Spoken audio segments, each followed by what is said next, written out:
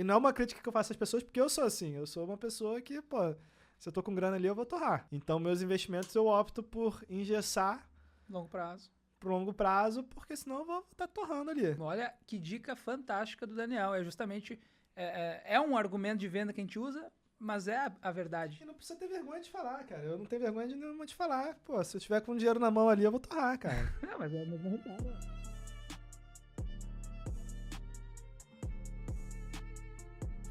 Muito bem, com muita alegria que hoje a gente está aqui com um convidado especial demais nos estúdios de podcast da Camboriú Studios. É isso, né? Camboriú Studios, diretamente aqui de Camboriú, Santa Catarina. Hoje estamos com um convidado muito especial, uma pessoa que eu já queria há muito tempo estar convidando e que, primeiramente, ele se enquadra nos nossos requisitos de convidados. Precisa ser nosso cliente. Então, a gente está com esse projeto novo, Podbrick.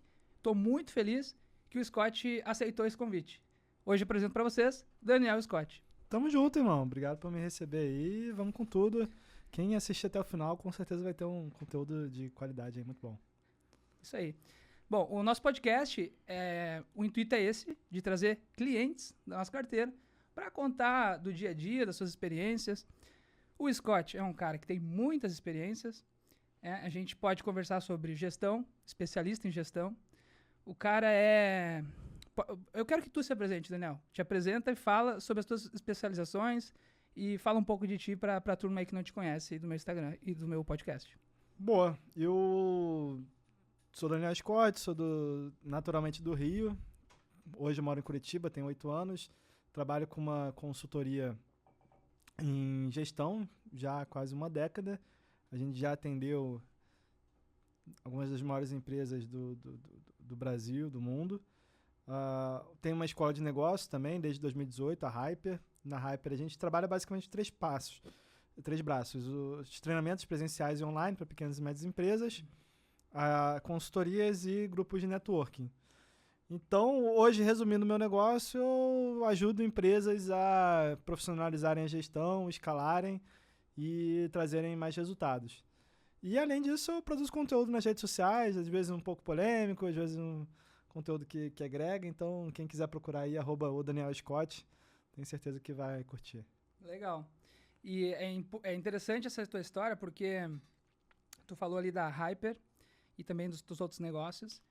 E eu entrei na Hyper lá em 2018, quando foi feita a primeira, se não me engano, a segunda mansão Hyper. É verdade. Não foi a primeira, né? A primeira foi aqui no litoral catarinense. A primeira foi aqui em Itapema, a gente está em Balneário Camboriú, né? E aí depois a gente fez em Gramado. Essa de Gramado eu fui, e ali eu comecei a presenciar, lá em 2018, eu comecei a presenciar a força do networking. Por quê? O Daniel Scott, até hoje, eu participo ainda do Hyper Elite, e assim, ele me bota frente a frente com umas pessoas que eu jamais conseguiria chegar, francamente, né? Luciano Hang, Junior Dursky, o CEO do The Alpha King, que teve aquela vez lá em Gramado. O Anderson. Então, assim, tem muita gente boa. Conheci o CEO do maior... em Curitiba, a gente foi no Hard Rock Café. Hard Rock Café, o Rafa Magosso. O Rafa. A gente foi lá na Mais Um Café também, que hoje tem mais de 800 unidades no Brasil. Exato. Então, assim, tem muita gente boa. E, cara, é mais valioso, não vou dizer mais porque eu não fiz faculdade nenhuma de profissionalização, mas assim, pela minha experiência e pelo meu crescimento, é muito bom e é muito incrível isso, e eu trago para mim, desde 2018, a força do network. Eu sei que depende de gestão também, né? Não adianta só puxar numa ponta. Mas assim, eu queria que tu me dissesse, no teu ponto de vista, se tu pudesse escolher uma das tuas habilidades. Eu sei que tu é conhecido por ser especialista em gestão, né? E um dos seus maiores clientes é isso que tu atende. Mas assim, se tu pudesse escolher uma das tuas habilidades, qual tu escolheria? Cara, eu diria que hoje eu tenho uma habilidade grande em produzir conteúdo. Eu tô, desde 2015, diariamente produzindo algum tipo de conteúdo, né? Voltado para empreendedores, para donos de negócios. E eu fui aprendendo, né? E não é só prática, né? Eu sempre falo que a galera fala, a prática leva à perfeição. Leva à perfeição se você estiver praticando deliberadamente. Senão eu já seria Top Voice Brasil, porque eu canto todo dia no chuveiro. Então não adianta você praticar. não adianta só praticar, né? Sim. Senão eu tava ganhando o que a Taylor Swift ganha.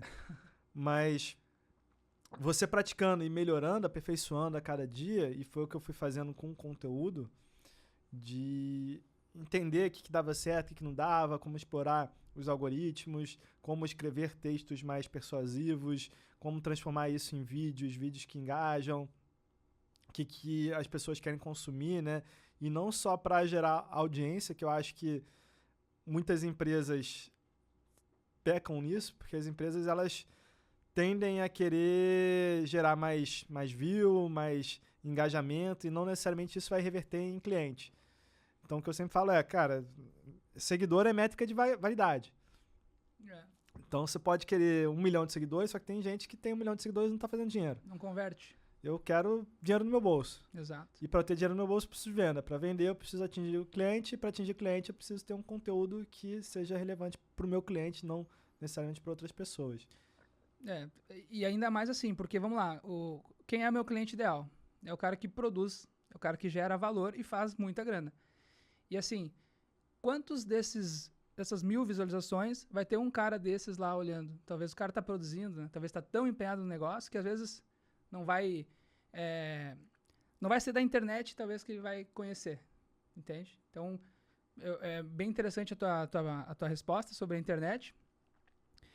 É importante, eu também acho que é um dos meios mais importantes, mas assim, o networking é mais valioso assim, para captar cliente de alto valor? Ou como tu metrifica isso, de onde é que vem teus clientes? O que eu costumo falar é o seguinte, você não fez faculdade, né? Não. Eu fiz uma faculdade boa pro Brasil, só que se eu for para qualquer outro país do mundo, ninguém vai conhecer, que é a PUC do Rio. Que no Brasil, talvez em economia seja top 3. Uhum. Então eu não estudei em Harvard. Eu não sou herdeiro, meus pais eram servidores públicos, classe média, mas eu não sou herdeiro, não tenho contato de família, não tenho nada. Sim. Então, a forma que eu encontrei para performar nos negócios é através de networking. E eu não conheço ninguém que tenha atingido um resultado satisfatório em termos financeiros ou de escala de negócio que não tenha desenvolvido uma rede de contatos. E não necessariamente eu estou falando em quantidade de contatos e em poder dos contatos, mas uma rede que seja relevante para você. Pode ser que a tua rede de contatos relevante seja fornecedores do teu negócio. Você tem acesso aos melhores fornecedores. Pode ser que a tua rede seja parceiros de negócio que vão te indicar. Por exemplo, você vende você vende óculos. Uhum. Você vai buscar a indicação de oftalmologista. Sim. Se você tem uma rede legal de oftalmologista, você consegue performar melhor. Uhum. Então isso é networking. Sim. E aí eu estimulo muito que as pessoas desenvolvam networking para que elas possam melhorar os resultados, tanto profissionais delas, quanto pessoais, né? Às vezes você conhecendo um médico certo, você tem algum problema de saúde, alguém da sua família tem um problema de saúde, você consegue ligar para esse cara, você tem algum médico para indicar, se tem algum hospital que você possa me recomendar. Então, networking é essencial para quem quer crescer, quem quer se desenvolver. É tão importante quanto grana, quanto dinheiro, network. Vale mais que dinheiro, né? Porque com networking eu consigo literalmente imprimir dinheiro. Se eu quiser hoje pensar num produto e vender para as pessoas, eu vou abrir minha agenda de contatos e vou ver, esse cara aqui gosta de mim, ele compraria alguma coisa assim. Uhum. Então, por mais que se meu negócio acabasse hoje, eu ainda tenho na minha base de clientes, na minha base de leads, né, que são pessoas que optaram por compartilhar alguma informação de contato delas comigo, eu tenho mais de 40 mil pessoas. Porra, é gente pra caralho. É gente pra caramba. Muita gente. Metade de um Maracanã. Então eu posso ficar o resto da vida vendendo para essas 40 mil pessoas. Se eu convencer 1% dessas 40 mil pessoas a me darem 10 mil reais, é 4 milhões de reais. É muito bom. E essa é a conta da venda da internet também, seria isso? Quando tu consegue escalar um valor em grandes vendas, A internet possibilita esse alcance, de tu conseguir alcançar mais pessoas. Eu me lembro, não sei de qual... eu vi uma métrica sobre isso, acho que até do Paulo Marçal, falando que, pô, como é difícil fazer R$1 milhão, né? Aquele papo de coach. Mas é só pegar 100 pessoas e divide 1 milhão por 100 pessoas. Quanto vai dar, sabe? Inventa um produto que valha isso. Tipo assim, tu falando assim, porra, como é fácil, por que eu não fiz 1 milhão ainda? Mas na verdade não é bem assim, né? Cara, é óbvio que não é fácil, né? Você falar, você agrega valor para 1.000 pessoas pagarem R$1.000. Pô, não é fácil. R$1.000 não é fácil convencer alguém a te pagar. E outra, mesmo que seja fácil convencer, você precisa falar com pelo menos 1.000 pessoas. Se você conseguir falar com 10 pessoas por dia, você vai demorar aí É difícil. 3 meses, 4 meses para conseguir falar com todo mundo. Não é de Trabalhando de segunda a segunda. Então não é fácil. Mas é uma forma de você enxergar isso. E as pessoas não percebem muito que você consegue, cara. Se você tiver um produto legal, se você tiver mais que um produto, um canal de distribuição, então você pensa o seguinte: você tem... Isso ficou muito claro para mim quando eu fui palestrar num evento que tinha 600 pessoas. Uhum. E Onde aí, é que era o lugar? lá em Minas Gerais, não lembro. Mas, porra, era gente pra cacete. Faz Cê muita não- cê palestra, não via. Scott? Cara, esse ano eu vou bater 50 palestras. Ano passado foram 48. Porra, já esse ano tem vai isso bater 50. agendado, vai bater. Tá de Tamo boa. na luta, mas eu Olha acho aí. que vai bater sim porque tá no cronograma. Legal. Vamos te levar lá pro sul, lá pra Gramado. Pô, sou parceiro, já palestrei lá. Legal. E aí, você não via a última fileira da palestra. Lotado. Lotado. E o cara falou, pô, você acha que 600 seguidores é pouco? E se você pensar, pô, nível Instagram, 600 seguidores não é nada. É nada. Mas quando você vê aquilo no auditório cheio de gente, você fala, pô, gente pra caceta. Então imagina 2.000 pessoas. É 3 vezes isso. E tem gente, pô, 2.000 seguidores totalmente factível, não é difícil conseguir. Então é só ver, por exemplo, as visualizações de stories, por exemplo. Tipo, o meu Instagram é bem humildezinho ali, não trabalho muito ele como deveria. Bate 500 views bem rápido nos stories. Então, é algo que até pra quem tem um Instagram fraco, entre aspas, é alcançável, né? O problema é reverter e ver a qualificação dos teus ouvintes. Aí que tá. Por isso que o conteúdo tem que ser focado pro teu cliente, porque senão você vai trazer um seguidor que, beleza, que gosta do que você publica, mas não é cliente teu. Então você vende consórcio. Sim. Imagina que teu público seja ali médico, advogado. E aí, será que esse cara vai querer consumir dancinha? Pô, dancinha pode engajar um outro tipo de público. Cara, eu vejo que eu preciso muito reeducar. Um negócio de longo prazo, ele precisa de reeducação. Né? Tu não pode vender e esquecer. Todos os meses precisa relembrar o porquê de que ele está naquele projeto e o porquê ele vai terminar aquele projeto. Então eu vejo muito isso de difícil no meu negócio, é isso. Reeducação tem que estar sempre ativa para não acontecer de não alcançar o objetivo final proposto lá no início. É bem complicado. Toda venda você tem a curva de aprendizagem, né? Que a pessoa ela precisa entender o teu produto, precisa descobrir a dor que existe nela, mas ela não conhece, e entender que teu produto é uma solução. E aí, em marketing, né, existem estudos que mostram que uma pessoa ela precisa de, em média, 9 pontos de contato com um produto, com uma marca, para ela se tornar cliente. E cada ponto de contato é uma ocasião em que ela vai ver a tua marca. Sim. Então ela pode passar no shopping, ver a tua loja, ela pode acessar o teu site, ela pode ver um post seu na rede social, ela pode ver um panfleto seu na rua. E depois de 9 vezes vendo, ela vai se tornar cliente em média. E aí, quando você pensa nisso, você tem que pensar, pô, como que eu faço para atingir essa pessoa o máximo de vezes possível? E em cada vez eu tentar educar o máximo possível para reduzir esses 9 pontos de contato. 9 pontos para fazer o fechamento da venda. Para fazer o fechamento. E depois precisa manter ela, no meu caso, que é um produto a longo prazo.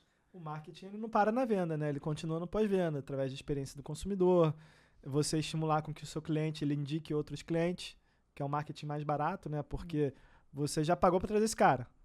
Ele pode se tornar cliente novamente, né? E consórcio vende muito para as mesmas pessoas. Sim. Porque é um cliente que ele vê, pô, isso aqui é bom. Isso é um produto bom. A gente trabalha muito com investidor. Então, o que acontece? O cliente, ele contempla a carta, vende e faz novas. Então, a gente é tipo a gente produz crédito. E aí, tu repassa aquele crédito contemplado para pessoas consumidoras que vão fazer a aquisição dos seus bens. E o investidor fica no meio de campo produzindo crédito. E a gente fazendo o repasse desse crédito, né? Então, acontece essa recorrência com bastante frequência. O cara contempla, vende, faz nova. Contempla, vende, faz nova. Então, a gente tenta manter uma experiência boa para o investidor, que hoje 80% dos nossos clientes são investidores. Então, a gente não trabalha muito com o público final, na questão consórcio, né? A gente é repasse de crédito. E é bem interessante essa dica de melhorar sempre o pós-venda, porque tu pode acabar em alguns detalhezinhos pecando. E como é bom surpreender, né? É bem melhor surpreender positivamente do que negativamente. É que nem a Amazon, né? A Amazon, você vai comprar um negócio lá, eles colocam que vai chegar em 3 dias.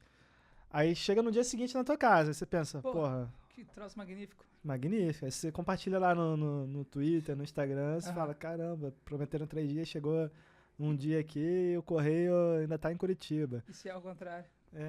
Então... Se promete um dia e chega em 3, aí quebra, né? Pô, legal. Ô, Scott, eu te conheço desde 2018, através do Instagram. Na época lá que o Rael fez um mastermind, e aí tinha várias pessoas que eu conhecia através disso. Acho que o Gordinho do Camarão, o Edu Schuller, que é meu conterrâneo.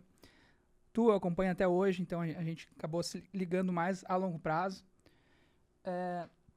Assim, me conta um pouco de como foi esse começo assim pro digital. Porque em uma das tuas histórias, eu ouvi que lá atrás tu foi construtor de casa. Chegou a empreender nesse ramo. Como é que é isso? Me conta. Ganhou grana? Quebrou? Não quebrou? Como é que foi isso? Foi bom? Não foi? Cara, resumidamente, em 2013 eu tava morando no Vietnã, que eu ganhei uma bolsa de estudo e eu tive que trabalhar lá no Vietnã pra Ernest Young. Legal. Em 2012 eu ganhei uma bolsa de estudo pra estudar na Europa e como contrapartida eu tive que ir pro Vietnã. Tipo assim, tá uma coisa boa e uma ruim ou não? Eu gostei muito de lá. É porque assim... Na verdade eu fui sabendo que eu ia pra lá e eu queria conhecer. Tá, vamos ilustrar a ideia do Vietnã, tá? A minha humilde e pouca experiência viajando, o Scott tem muita experiência viajando, quando me falam, eu acredito que para 90% dos brasileiros, vai pro Vietnã. É guerra, meu irmão. É passar trabalho. Como é que foi essa experiência? O Sudeste Asiático hoje tá muito legal. Talvez seja até uma vida melhor do que no Brasil. Talvez não, com certeza dependendo do país ali, né? Laos, Mianmar são países ruins, mas Vietnã é um país que em 2013 já era mais desenvolvido que o Brasil. Tá brincando. Na cidade grande, né? Em termos de tecnologia, estrutura. Sim. Talvez não em termos de renda per capita, mas aí, você comparando, São Paulo com Ho Chi Minh é diferente, mas comparando no geral ali, Nordeste com o interior do Vietnã, lá é extremamente mais seguro. É uma galera que não tem muita miséria lá. A gente pobre, mas não tem miséria que nem tem no Brasil. Sim, é mais igual. É mais igual à sociedade. E aí... 5 horas da tarde todo mundo sai do emprego, vai pra praça jogar badminton. É um clima legal, agradável. Tem tempo lá das monções que chove muito, mas é um clima agradável. E tem tudo, cara. E na época eu aprendi o básico ali pra me virar, porque não tinha Google Maps, não tinha tradutor. Vietnamita? Como é que é a língua lá? Vietnamita, não sei. Mas eu aprendi Ngo Quê Can, Jebao Nieu. Olha aí. E, cara, o povo lá é extremamente atencioso, muito simpático, muito, muito amigável. Uma qualidade de vida boa. E tem muito hoje. Tailândia é um destino muito procurado por nômade digital, né? Tailândia, eu vi um Rios falando de Tailândia. Bangkok, uma puta cidade pra se morar. Vietnã é mais desconhecido, mas é também, pô, pra quem vai pra lá, é muito bom. E aí eu tava no Vietnã, em 2013, voltei pro Brasil. Primeiro foi pra Europa, né? Fui pra Europa, Espanha. Vietnã, Brasil. É. Espanha, Vietnã. Aí voltei pro Brasil. 2013, isso. 2013. 2013 pra 2014. E aí eu comecei a fazer um doutorado. Doutorado em... esqueci a especialidade, mas era em engenharia elétrica. Uhum. E tomada de decisão, era um negócio bem, bem técnico, assim, lá no Rio. Pô, já não era mais o que eu queria. Eu queria antes ter seguido uma carreira acadêmica, mas aí já não era mais o que eu queria. Aí na Espanha eu fiz uma pós-graduação em empreendedorismo, então eu me aprofundei mais no mundo de empreendedorismo. Começou a gostar daquilo. Comecei a gostar, falei, pô, vou empreender. E nisso, 2 amigos da faculdade estavam indo para Corumbá, no Mato Grosso do Sul, abrir uma construtora. Uhum. E Corumbá é uma cidade que fica a 400 quilômetros da cidade mais perto, que é Campo Grande. Fica no meio do Pantanal. Longe pra caralho. Longe pra caralho e porra, é literalmente isolado, porque a outra cidade mais perto é Santa Cruz de la Sierra, é 600 quilômetros. Poucos na habitantes Bolívia. na cidade. Corumbá deve ter uns 100 e poucos mil. Não é Ali tão com o Ladário do lado tem 120, 130. Sim. Que não é muito, mas é uma cidade pobre, na fronteira com a Bolívia, então uma região de tráfico, né, pesado. E aí eu fui, cara, no meio do Pantanal, pô, cheio de inseto, calor. Tu gosta de desafios, né? Cara, eu nunca pensei que eu moraria lá, mas eu até que curti, foi uma experiência boa. E lá em Corumbá, é a cidade mais quente do Brasil, né? Então porra... Não sabia não. É mais quente que o Rio. Desastre. Bem mais que o Rio. E ainda é meio... é lá em cima de uma pedra, aí fica meio efeito chapa de picanha, que a pedra aquece durante o dia e de noite fica quente aquilo. E aí é um desastre. Mas aí o pessoal tava vendendo uma construtora e era 2014, né? Que era o boom econômico do brasileiro. O boom dos imóveis. Boom dos imóveis, crédito, aquela revista da Times lá que... Era o final do ápice do PT, né? Do governo petista. Liberação de crédito e tal. É. Que aí depois veio o impeachment e tal. Foi, acho que o impeachment veio em 2016, né? E aí, 2014, era aquela revista do Cristo Redentor decolando. Uhum. E aí, lá, a Caixa Econômica tinha uma meta de crédito para bater, só que eles não batiam a meta porque não tinha tomador de crédito. A gente falou, pô, vamos pegar esse crédito aí e vamos construir imóvel. Trazer gente para lá. E simultaneamente, tava com o boom das commodities, e ali no Corumbá você tinha mineração. Então tinha Vale, tinha a ALL, tinha Rumo... Tinha várias empresas de commodities que a galera tava indo pra lá. Grandes empresas. Então, grandes empresas. Então, você pegava ali funcionário da Vale, ia construir casa e não tinha quem construísse, não tinha quem desse crédito pra ele. E a gente aproveitou essa ocasião. Então, a gente conseguiu crescer bastante. Eu nunca tinha pego num tijolo na vida. Meus sócios também não, eram 3 economistas, né? E a gente não tinha experiência nenhuma com mercado de construção. Mas o negócio deu muito certo. Eu nunca tinha vendido nada, né? Nenhum dos 3 tinha vendido nada. E comecei a vender casa de 200, 300 mil reais. Não era nem vender casa, era vender a planta, né, da casa.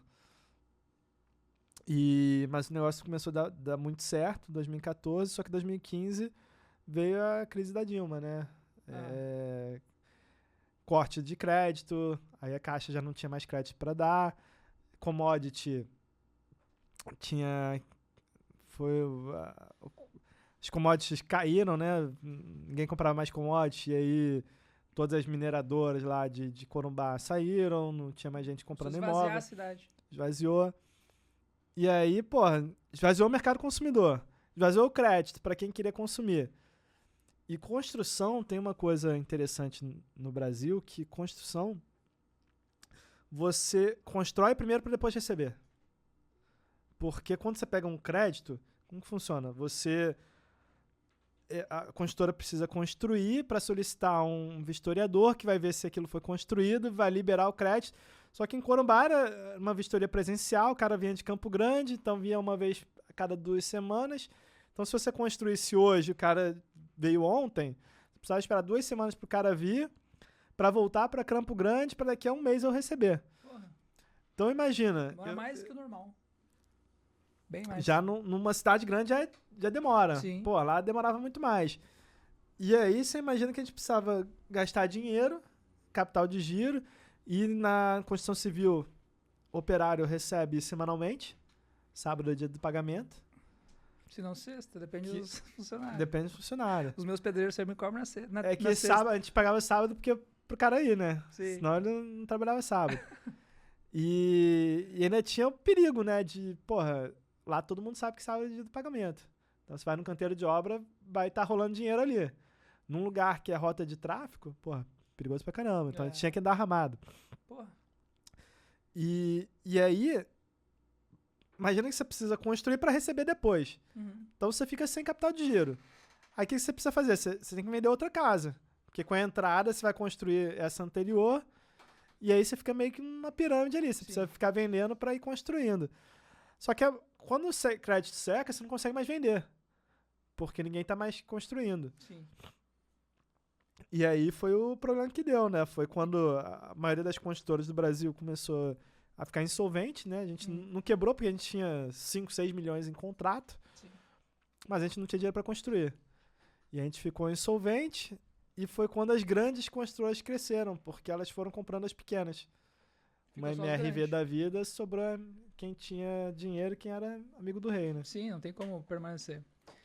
É interessante isso que tu colocou, porque a gente trabalha comprando e vendendo crédito. E, por exemplo, gastou 500 mil para construir uma casa. O lucro sobre essa casa é muito bom. Todo mundo sabe que o imóvel dá muito lucro. Mas é um produto, essa casa, né? Por exemplo, no nosso negócio, e eu tenho tido essa experiência, agora a gente tem comprado alguns imóveis, o imóvel ele demora mais para vender, é um produto mais engessado, e tu precisa de um grande aporte de capital.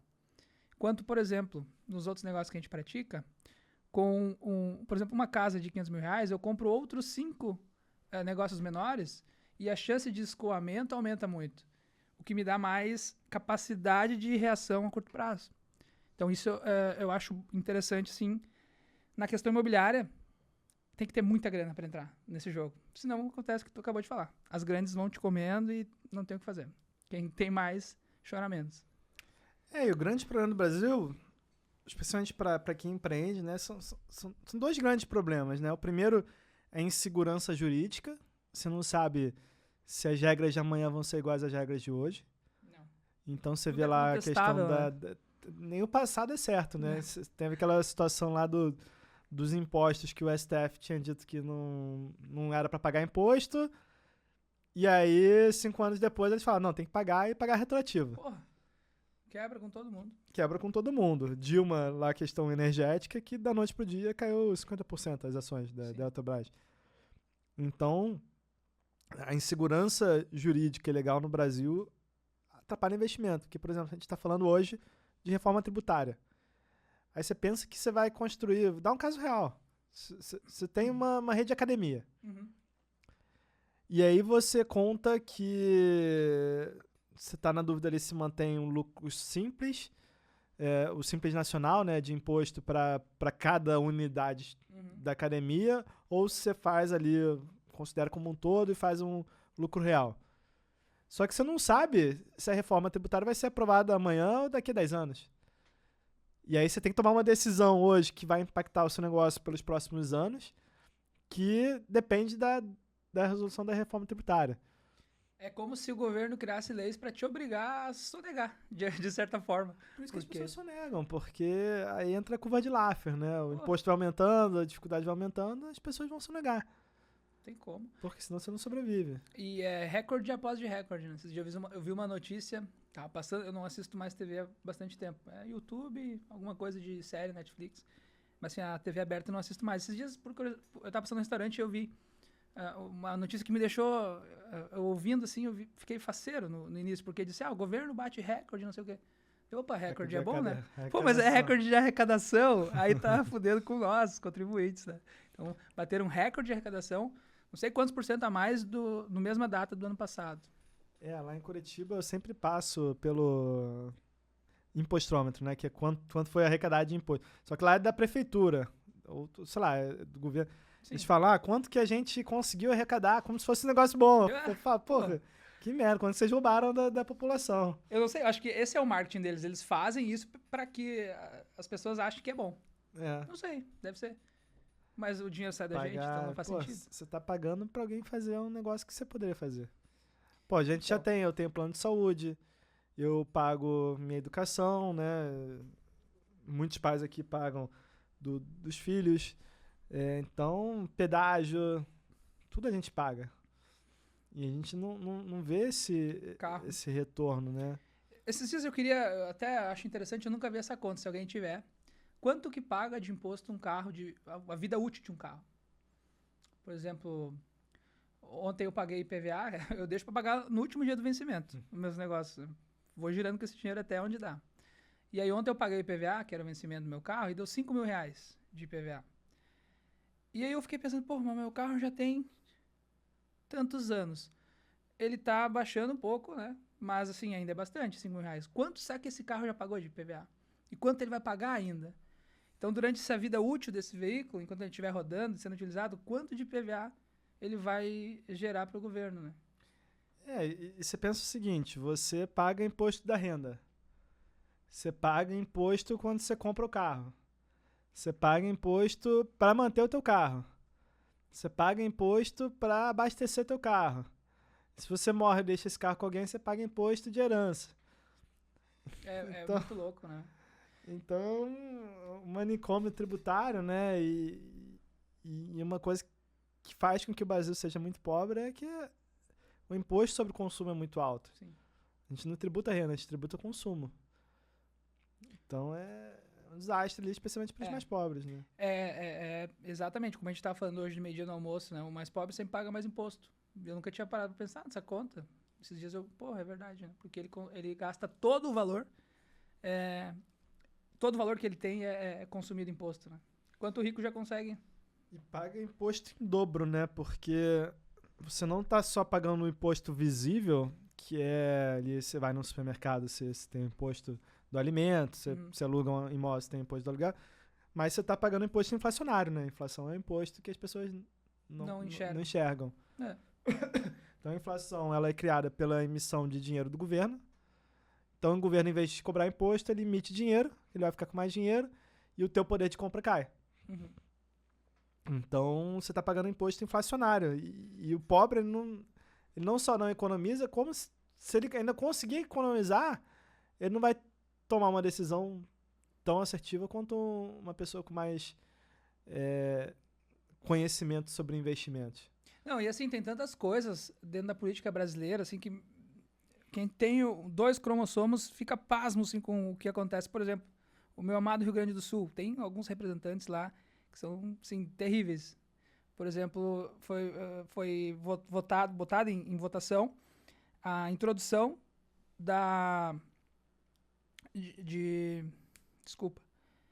a introdução da educação financeira. Foi colocado em votação. Lá com a Luciana Genro. Exato. Colocado em votação a introdução da educação financeira como matéria nas escolas. O PT e o pessoal lá não quiseram. Não. E aí a Luciana Genro, isso eu acho engraçado também como é familiar, né? A família Genro já é de esquerda há muito tempo no Rio Grande do Sul e vai passando de geração em geração. Agora temos aí a Luciana. E aí eu vi uma nota dela falando, porque, pô, o pobre não precisa de educação financeira, o pobre precisa de comida na mesa, mas o que é a comida se não educação financeira? Então, acho assim, é algo ridículo, assim, algumas coisas da política brasileira, né? Você pensa que a forma mais fácil de você escravizar uma população é através das finanças. Você emite um crédito para uma pessoa, sei lá, a pessoa precisa comprar um negócio de 10 mil reais. E aí você coloca um crédito ali de 5, 6% ao mês, muitas vezes isso vai fazer com que ela passe anos, talvez o resto da vida, pagando um empréstimo. Porque ela não faz a conta, às vezes ela não conhece uma forma mais barata de quitar aquele empréstimo, de trocar o perfil da dívida.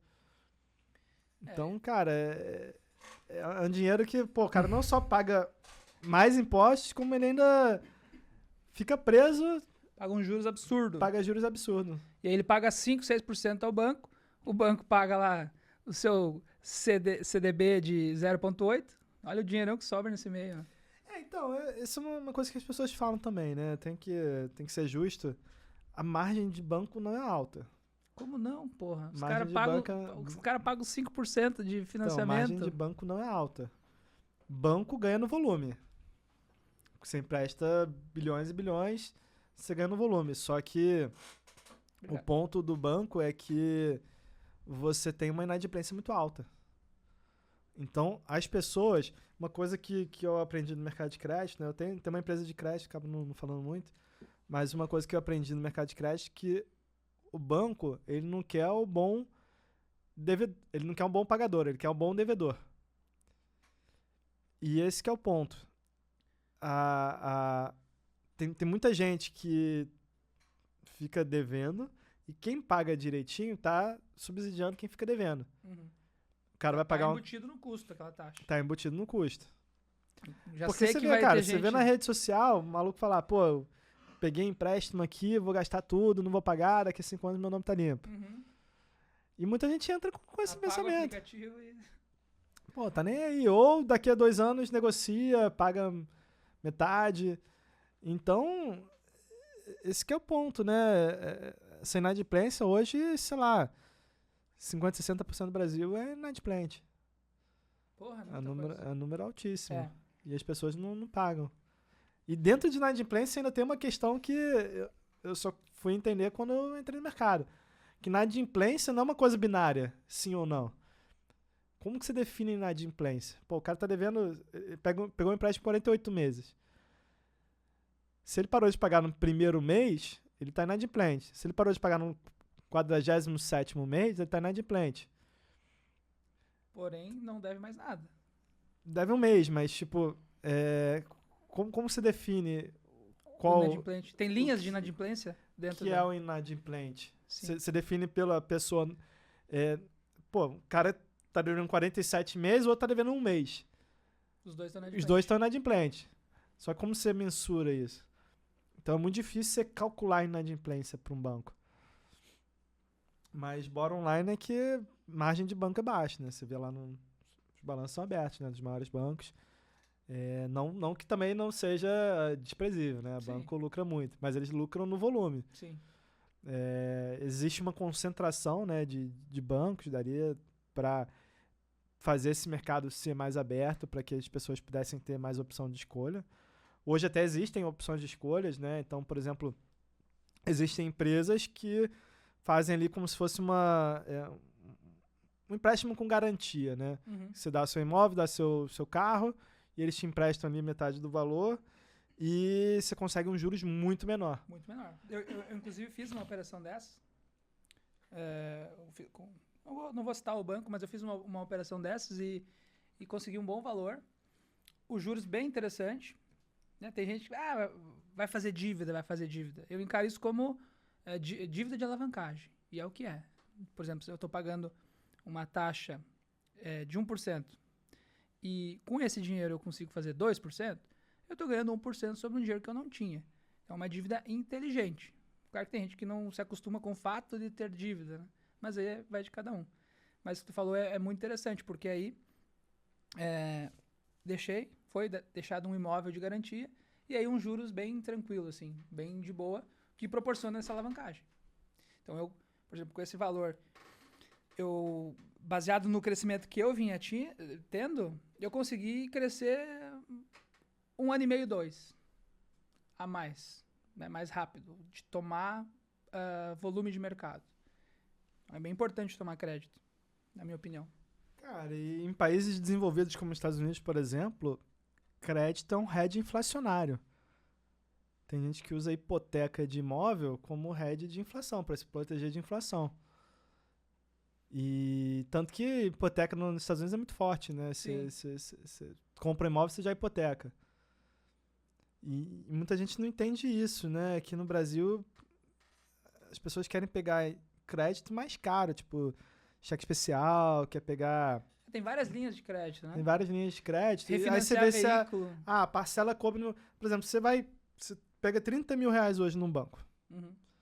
em 48 vezes, 4 anos. Tá, Você, no final, vai ter pago aí entre 80 e 90 mil. certo. Então, você imagina, cara, você pega 30 mil, você vai pagar até 90 mil, 3 vezes mais. Muita coisa. Muita coisa. Só que aí, se você dividir esses 90 mil em 48 vezes, dá menos de 2 mil reais por parcela, dá uns Essa é 1.800. boa, né? Ah, cabe no bolso, tranquilo. Só que você vai ficar 4 anos pagando 1.800 reais.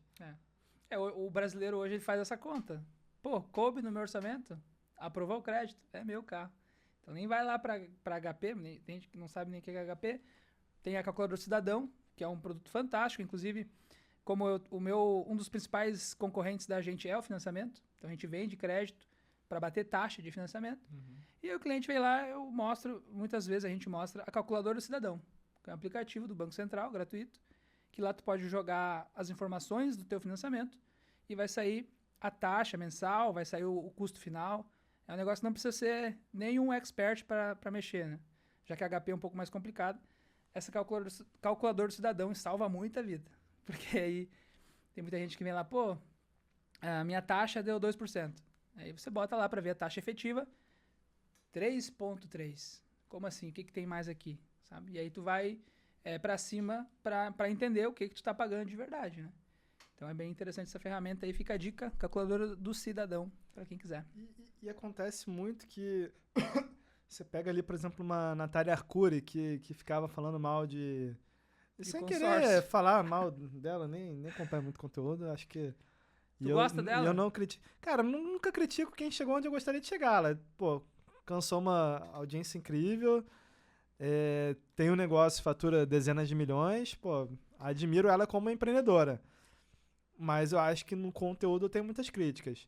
Ela e o primo rico foram, tipo assim, pegaram o oceano azul nas finanças, né? Pegaram E souberam fazer. Souberam fazer, Eles pegaram um espaço muito bom ali. Só que ela falava muito mal de consórcio, Natália Arcuri. Então, aí ela falava mal de consórcio. E aí... E não culpando só ela, vários outros... Sim, isso é gosto. Ficou uma impressão errada. Muitas pessoas tiveram uma impressão errada sobre consórcio porque acreditaram no que o influenciador falava, ou no que um concorrente do consórcio falava, né? Óbvio que é uma coisa que eu perguntava, vou numa loja de roupa, eu pergunto sobre uma roupa de outra marca, vão falar que é feia. Sim. Então esse que é o ponto. Como qualquer outro produto. Como qualquer produto. E aí as pessoas nem pararam para entender o que é o produto, o que é o consórcio, Cara, a questão das taxas, de comparar. E eu acho que agora tu entrou num ponto que eu queria tocar também, cara, que eu acho que foi tu que falou esses dias na tua rede social, sobre a preguiça de se ir atrás das coisas. O que o brasileiro quer hoje? Facilidade. Eu sigo o Daniel Scott, eu gosto do Daniel Scott. Se o Daniel Scott olhar para essa garrafa e dizer que ela é preta, eu vou concordar e vou dizer que ela é preta. Por quê? Eu não preciso ter trabalho de pesquisar se ela é preta ou branca. Eu sei que o Daniel Scott falou e eu sigo dele, eu gosto dele. Então isso é muito legal, cara, de esclarecer essa ideia. Talvez o Daniel Scott venha falar, pô, Rafa, o financiamento é melhor. Eu posso concordar? Posso, mas talvez eu possa ir pesquisar o porquê é melhor. Em que condições é melhor. Para quem é melhor. Então a gente não pode englobar tudo e seguir aquela linha, né?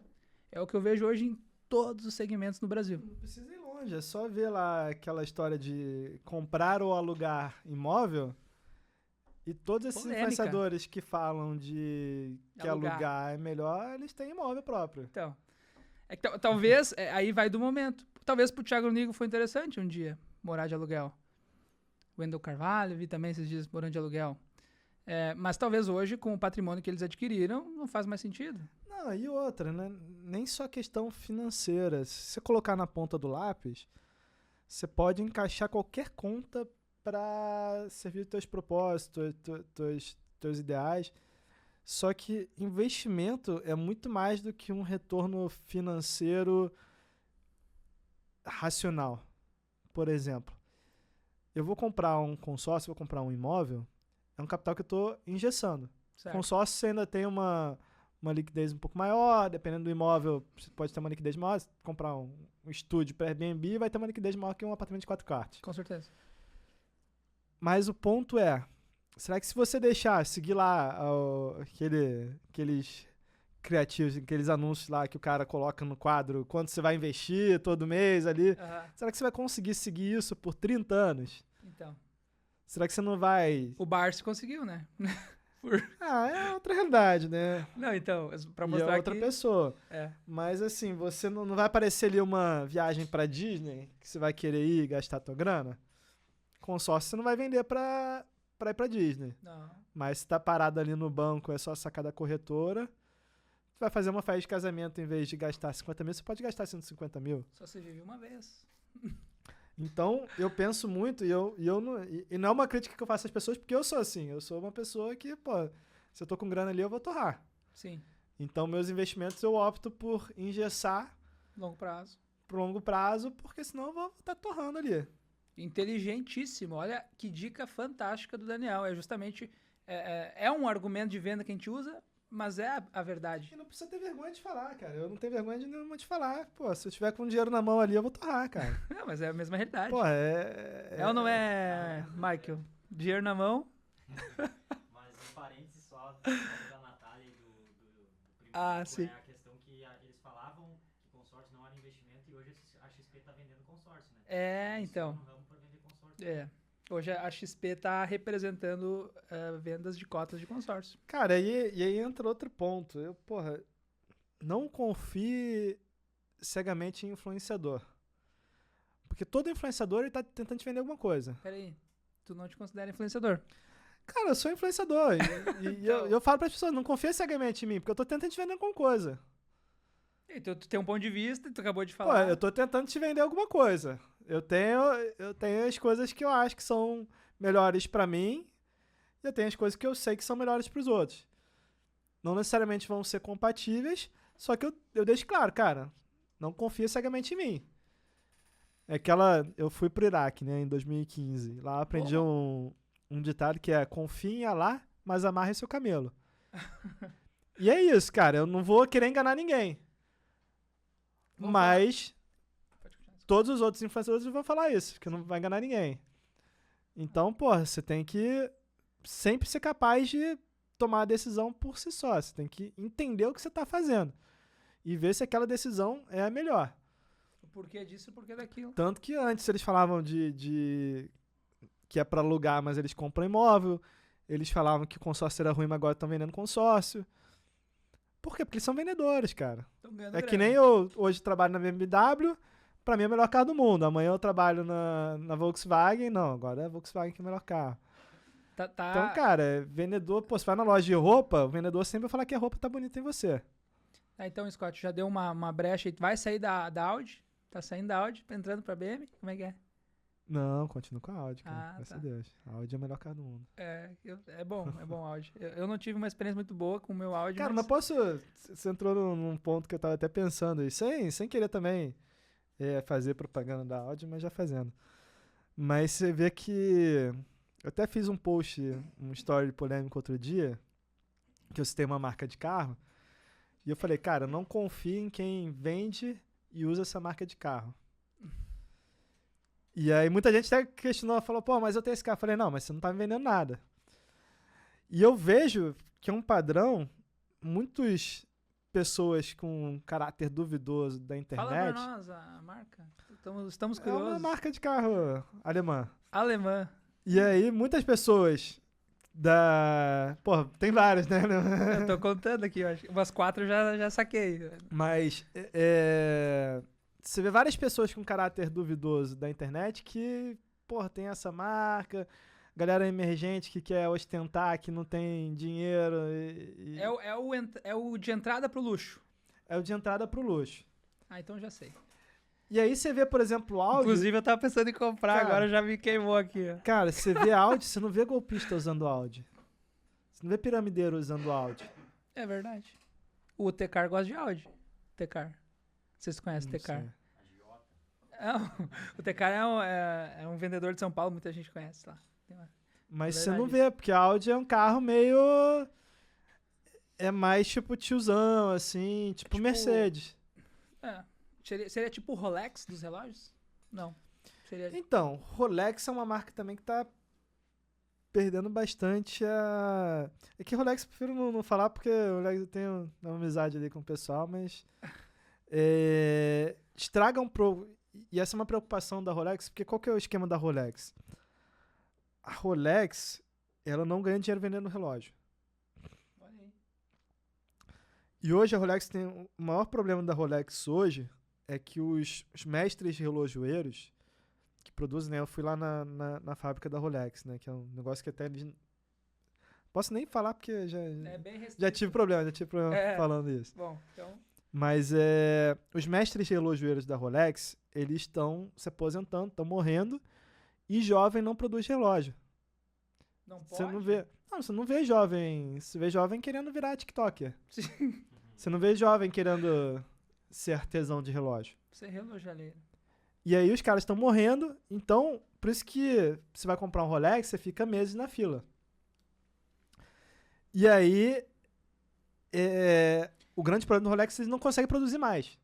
Você não tem gente que produz. Eu tô pensando ainda como que eles ganham dinheiro. Então, qual que é o ponto? Não ganham dinheiro vendendo relógio? É oferta e demanda, certo? Legal. Você não consegue ofertar mais relógio. Então, o trabalho da Rolex hoje é para manter o valor de mercado de quem tem um Rolex. Então eles trabalham com os usados. Rolex não é um acessório. Rolex é um investimento. Se eu for hoje... Tanto que na guerra da Ucrânia, o que as pessoas faziam? Compravam Rolex para sair de lá com um relógio. Você não vai sair com uma maletinha de dinheiro. Não consegue sair com imóvel. Você não consegue sair com imóvel. Rolex, se eu for hoje em qualquer lugar do mundo, eu consigo vender sim. Né? Sim. Então, Rolex é um investimento. É que nem ouro. Então, o Rolex ouro não é ruim de sair. é que nem o ouro. E Rolex só que é um negócio que você pode usar, pode...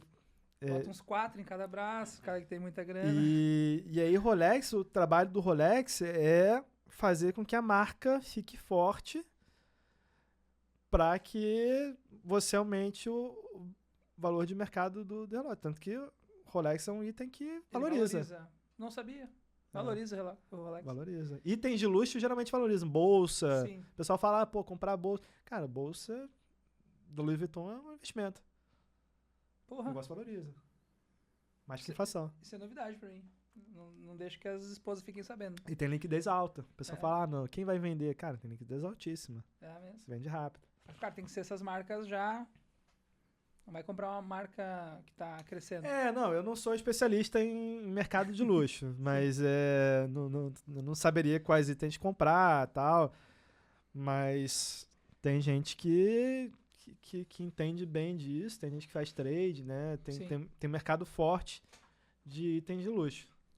Aí tu falou que a preocupação da Rolex, por exemplo, é que imitações, é um público emergente começando a gostar. Aí que entra o ponto, né? Se você quer fortalecer a tua marca, você não quer que o piramideiro use, você não quer que o emergente use. Tanto que o Rolex, ele não patrocina show de funk. Ele patrocina Roland Garros, Fórmula 1. Fórmula 1 não sei, mas Roland Garros. Então, óbvio que é um desafio, né? Sim. Tanto tem um filme muito bom, cara, da Gucci. Pô, vale muito a pena assistir esse filme, cara. Qual é que é o nome do filme? Eu detesto biografia. É? Mas esse, porra, é muito bom, muito bom. A história da Gucci? E eles falam dessa questão dos falsos. Que eles fizeram ali, o hack que eles fizeram pra combater falso. Fica a dica. Eu acho que é Gucci. Eu acho que é Gucci filme, não lembro. Mas não dá, se jogar no Google filme Gucci... História da Gucci, é Google, um filme dá um recente. Google e vai aparecer. Eu também gosto de assistir, eu gosto de assistir Segunda Guerra Mundial e também histórias das marcas.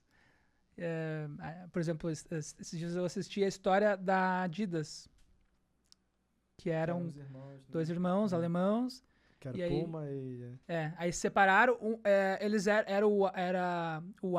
os nomes de um era Adi e o sobrenome Dar, uma coisa assim, alemão.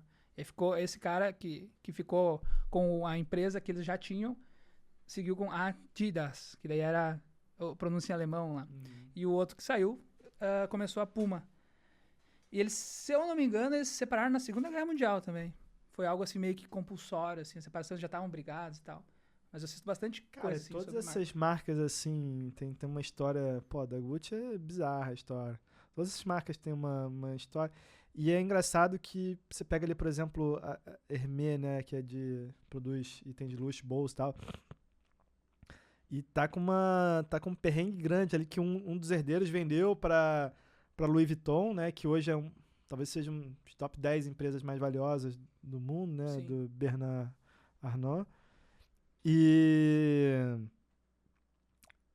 aí a família ficou puta porque ele vendeu a empresa. E a maioria das pessoas pensa, porra, se eu tivesse bilhões, cara, vou vender, vou aproveitar minha vida, né? Vou viver. Só que o que ninguém pensa é que o fato de você pensar nisso, de, pô, quando eu chegar em tal patamar eu vou vender e vou parar, te impede de chegar lá. Nem vai chegar. Nem vai chegar. Então essas pessoas que chegam lá, tipo o Warren Buffett da vida, ele... Cara, ele não consegue parar de trabalhar. Porque a vida... É aquilo. Ele não quer dinheiro. Vamos pegar o nosso Ele gosta do jogo. nosso Ele Luiz gosta daquilo Barsi, que ele brasileiro. conquista. É. Agora tu falou de Warren Buffett. Me lembrei de outra publicação polêmica do senhor Scott. Falando sobre os empresários mais bem-sucedidos. Alguns serem adeptos a não Relacionamento monogamia. Cara, Warren Buffett não fui eu que falei, tá? Não, então... Alguém fez uma eu pergunta... compartilho a ciência. Alguém fez uma pergunta pro Scott lá no Instagram, perguntando, né, se havia... Solteiro ou casado? Quem que solteiro tem ou casado? mais... Prospera mais. Quem tem mais resultado nos negócios, né? E aí a resposta científica... Não é científica, né? Mas é uma pesquisa da Forbes, que eles pegaram lá, sei lá, com os 500 mais ricos do mundo. É óbvio que é cheio de viés essa pesquisa, tá? Aquilo foi mais em tom de brincadeira, mas se você analisar os mais ricos do mundo, por ordem de mais prosperidade financeira, né? Não tô falando de felicidade nem nada. Você tem os casados, depois você tem os divorciados e casados novamente, e aí você tem os viúvos, e aí, por último, você tem os solteiros. Então, as pessoas casadas tendem a prosperar mais. Intuitivamente, é de se esperar que você juntando patrimônio, você não ficar perdendo tempo em balada e tal, você vai conseguir acumular um patrimônio maior, vai conseguir trabalhar mais. Claro. E aí, entre os casados, a Forbes ainda mostra que tem aqueles que, com relacionamento aberto, eles tendem a prosperar mais. Mais ainda. E aí citam um exemplo, eles citam, tá? Não fui eu que citei o exemplo do Warren Buffett, que teria um relacionamento aberto. Ali ficou faceiro. Durante muitos anos, o Warren Buffett teria uma segunda mulher, né? Pelo menos uma, né? Que manteve ele centrado nos investimentos. Aí eu não conheço o suficiente da vida dele, né? Mas... Brincadeira. O que eu sempre falo é o seguinte, pô, casar é bom, então eu gostaria de casar várias vezes. Então tá, agora, por exemplo, então vamos seguir teu raciocínio. Pra você continuar prosperando ainda mais, em breve teremos outro casamento. Se Deus quiser. É isso aí. Pelo menos. Então, Scott, quantos países já visitou? Então, um cara que viaja muito. Eu fiquei surpreso agora. Afeganistão não foi? Iraque? Afeganistão ainda não. Afeganistão Iraque eu fui, Iraque, Síria. Essa primeira que tu foi depois da Europa. Eu Vietnã. fui Vietnã, Cara, já foi uns lugares, assim, conhecidos mundialmente, meio boca braba, assim. Né? Cara, Conta as aquelas... pessoas me falam isso, mas eu sempre falo, o lugar mais perigoso que eu fui foi... Tirando Honduras, foi o Brasil. Não, então, beleza, o Brasil é que ele é carioca, né? Então, Não, tu Rio- mesmo usou o Rio. Não, o Sul é consideravelmente mais seguro mais que o seguro. Rio. Eu confesso que eu fui pro Rio de Janeiro, subi no Morro do Vidigal e tá tudo certo. Não achei nada tão... Cara, eu tô com meu áudio aqui em Balneário, né? Eu moro em Curitiba, vim de áudio pra cá. Cara, no Rio eu fui uma vez e eu fiquei com um cagaço. de entrar de Audi na cidade, porque, porra, lá é perigoso pra caramba. Aqui em Balneário, estacionei na rua, tá minha mochila lá dentro, tá minhas coisas lá dentro, não tô muito preocupado. Tudo certo. Pode dar problema? Pode ser que eu queime a língua e volte aqui, meu ouvido tá estourado lá, roubaram minha mochila. Mas é improvável. É uma chance baixa. Lá no Rio é mais provável. Cara, aí você começa a pensar estritamente, dependendo da onde do Rio, né? Do lugar. Eu fico ali no Leblon, tal, que é uma região mais segura. Acho que é uma chance baixa de roubarem também o vidro. Uhum. Mas, cara, assusta, né? Você ter a possibilidade de alguém te parar com um carro ali na frente do teu carro, sacar uma arma. Em Curitiba é muito improvável que isso vai acontecer. Eu nunca tinha ido pro Rio de Janeiro, e aí, acompanhando o Scott, eu fiquei com mais medo ainda de ir pro Rio, né? Porque, o cara que é lá do Rio tem medo, que dirá eu, que de Gramado e lá pro Rio. E aí, quando eu fui pra lá, assim, eu já cheguei tenso. Desci do avião. Né? Oi? É tranquilo. Não, então, foi de boa, assim, porque eu faço uma máscara, assim, de valentão, né? Mas por dentro eu tô apertando o prego. E aí, desci do aeroporto, já começou, pessoal. Pedi esmolinha pra ajudar aqui, outra coisa pra ali, e o caminho todo, assim, cara, no Rio. Cara, Rio tá hoje com muito pedinte. Isso é um saco. E se você não dá dinheiro, eles te xingam, né? Sim, que é pior. é ruim.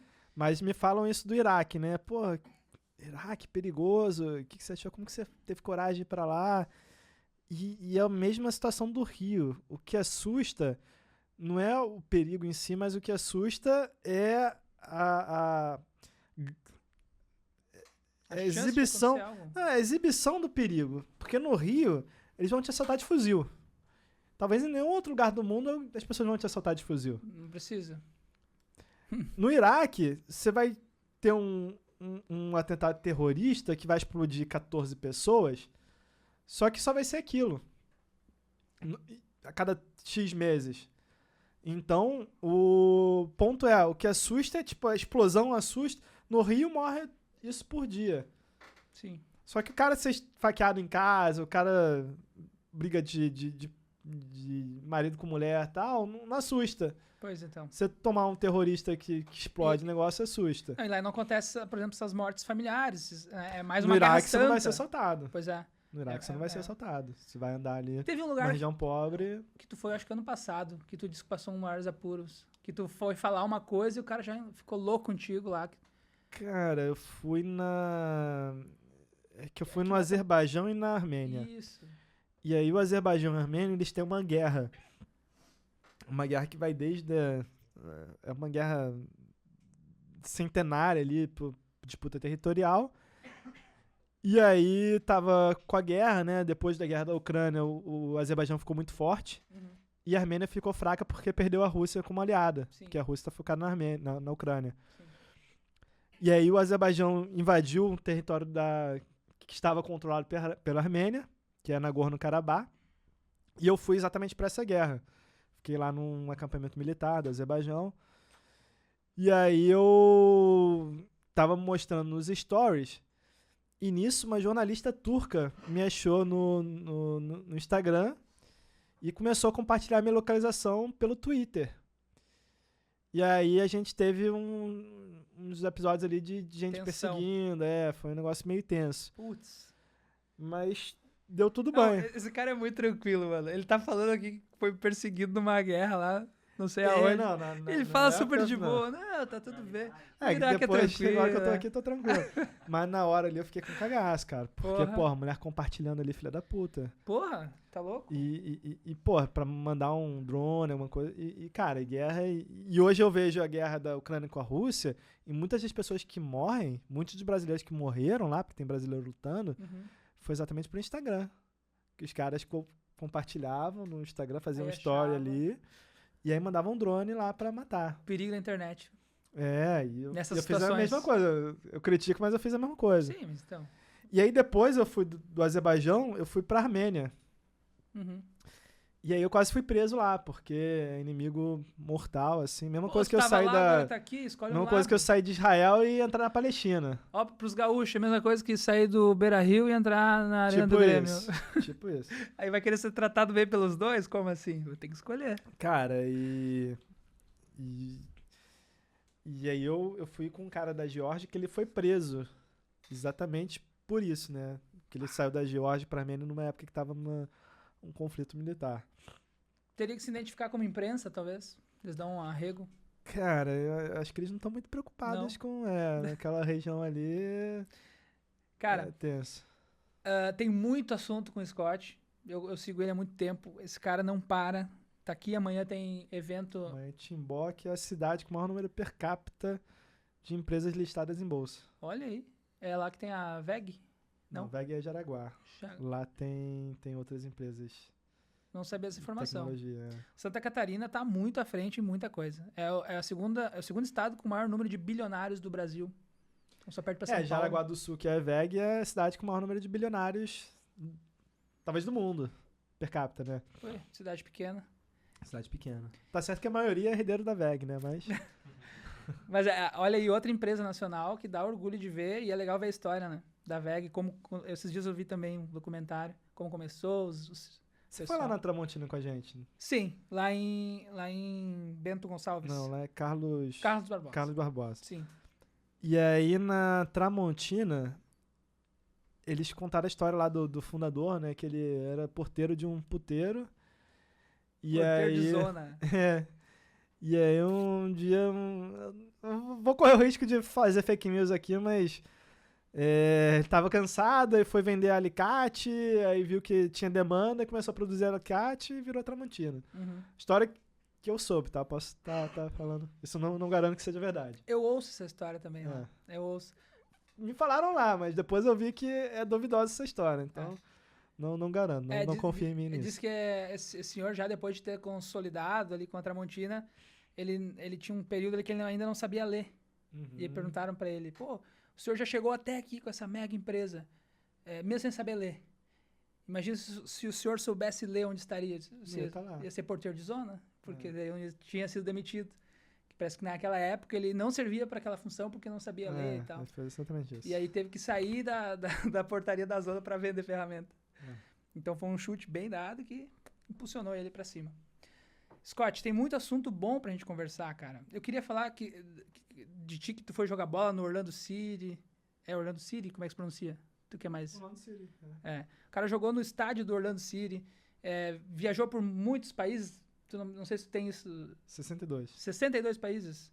Muita coisa. Eu agora em setembro vou ir vou visitar... Você escolheu só o destino menos turístico do mundo. Pois então. É que o meu parceiro, deixei pra ele organizar, né? Paris... Qual é que é o menos do mundo que tu falou? Zurique. O maior salário mínimo do mundo. Um dos mais caros, Se prepara pra... Nós vamos passar de mendigo lá em Zurique. E se for de carro, toma cuidado, vai tomar multa vamos. franco suíço. Não, a gente tá fazendo com uma menina lá que faz as viagens pra nós. E a gente pediu, vamos andar de carro, né? Imagina andar de carro nos Alpes suíços e tal. Maneiro pra caralho. Cotação do aluguel do carro, terrível. Não, mas o que você tem que fazer... O que eu fiz? Eu saí de Paris e eu fui até Turim de carro. Atravessei os Alpes, cruzei a Suíça inteira. Mas, só que eu voltei pra Paris, né? Voltou com o carro e entregou na locadora. Porque a gente tava alocando de pegar, por exemplo, em Paris e entregar em Zurique. É caríssimo. Não vai. Aí acho que paga volta, sei lá. Mas a gente a gente quer dar esse rolê de Nos carro. Estados Unidos dá pra fazer isso mais barato, mas aí é o mesmo país, né? Sim, então. Agora sair de um país e deixar no outro... Isso que é estranho, né, na Europa, porque tu... vários pequenos países, né, e tu vai... se pensar... Então, assim, eu tinha muito assunto pra falar aqui, a gente tem apenas 1 hora e já extrapolamos. O assunto muito bom, queria poder falar sobre mais coisas, que eu sei que tem muito a ensinar, e eu sei que tem muitos insights poderosos que muita gente pegou. Daniel, a gente... tu não gosta de chamar só de Daniel, né? É Scott. Tanto faz, pode ser Daniel. Daniel, Scott.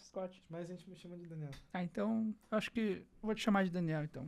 Pra ver se tu faz mais um consórcio com a gente.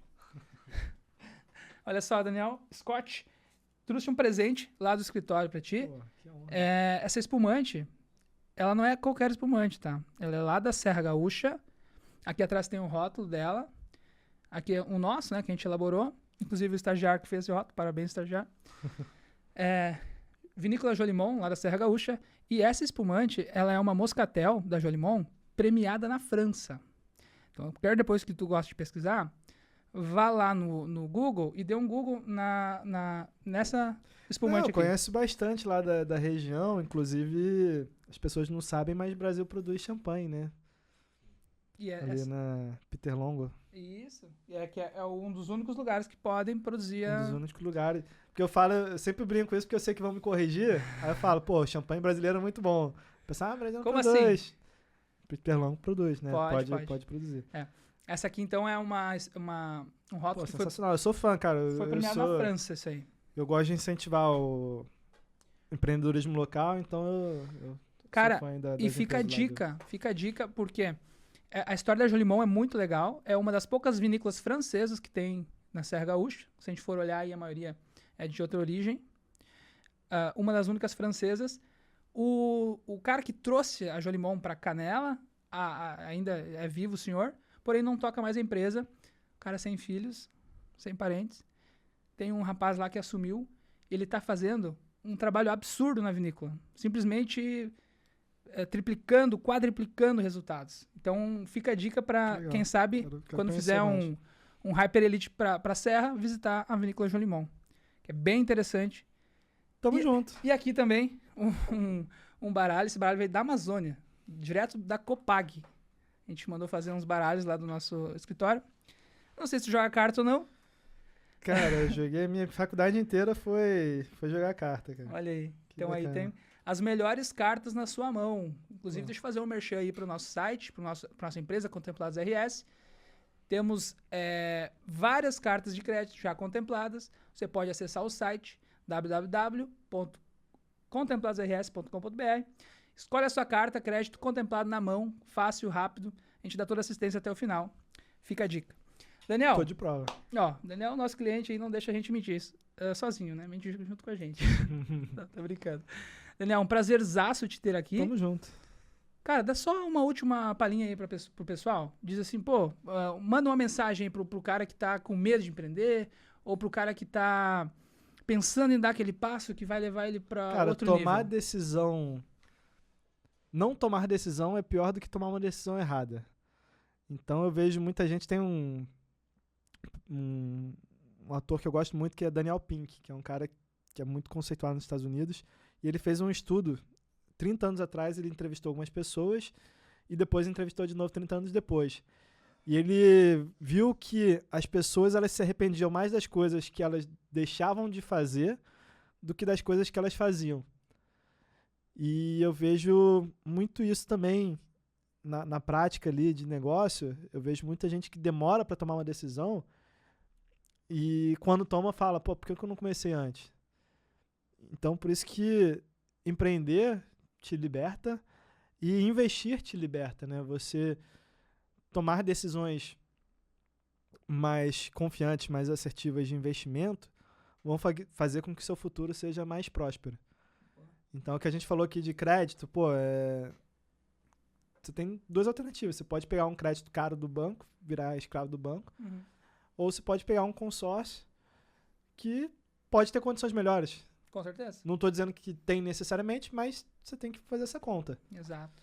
É isso aí. E eu tenho consórcio, então não estou te vendendo nada, eu sou cliente e recomendo. E assim, o dia que tu achar, Rafa, tem uma taxa tal de tal banco, a gente vai bater taxa e vamos ver o que for melhor para ti. Eu não quero empurrar nada lá abaixo. O nosso negócio é esse, fazer o que for melhor. Uma frase de um amigo nosso que diz o seguinte: na matemática não existe o certo ou errado, existem números. E aí existe o que te deixa mais confortável. Faz Mas sentido. é por aí. Prazerzaço ter Tamo aqui. junto, irmão. Encerramos esse podcast. Eu quero deixar um convite para vocês curtirem, comentarem. Se gostou, compartilha. E bora para os próximos. Valeu, forte abraço.